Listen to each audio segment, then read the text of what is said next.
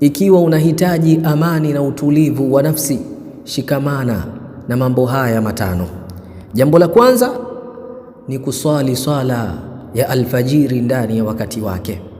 Mtume sallallahu alayhi wa alihi wasallama anasema, man salla subha fahuwa fi dhimmati llahi, mwenye kuswali swala ya alfajiri, mtu huyo yupo katika hifadhi ya Mwenyezi Mungu.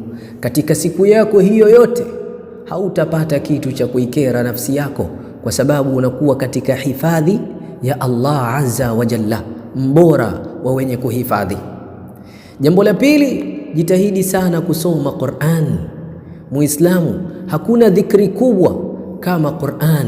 Maneno ya Allah yatakupatia amani na utulivu wa nafsi. Jambo la tatu ni sadaqa. Unapotoa sadaqa kuwasaidia watu, unaingiza faraja na amani katika nyoyo zao. Sasa vipi wewe Allah akupatie mazonge na dhiki ya nafsi wakati unawafurahisha waja wake? Sadaqa ni ibada bora sana ndugu zangu katika iman, inazizima hasira za Mwenyezi Mungu. Jambo la nne ni istighfar. Sema sana astaghfirullah wa anistaghfiru rabbakum thumma tubu ilayhi, na mumtakeni Mola wenu msamaha kisha tubieni kwake yeye. Yumatti'ukum mata'an hasana, atakupeni maisha yaliyokuwa mazuri.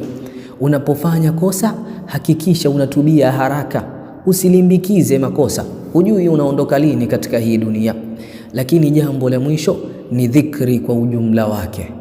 La ilaha illa anta subhanaka inni kuntu minadh-dhalimin. Astaghfirullah, la ilaha illa Allah, subhanallahi wa bihamdihi subhanallahil azim. Ulimi wako uzoee kusema maneno haya, kuleta adhkari kwa wingi. Kwa sababu gani? Ala bidhikrillahi tatma'innul qulub. Tambueni, Allah anasema kwa kumtaja Allah na kumkumbuka Allah, nyoyo zinapata utulivu, zinatulizana. Wakumbushe na wengine. Mashaallah.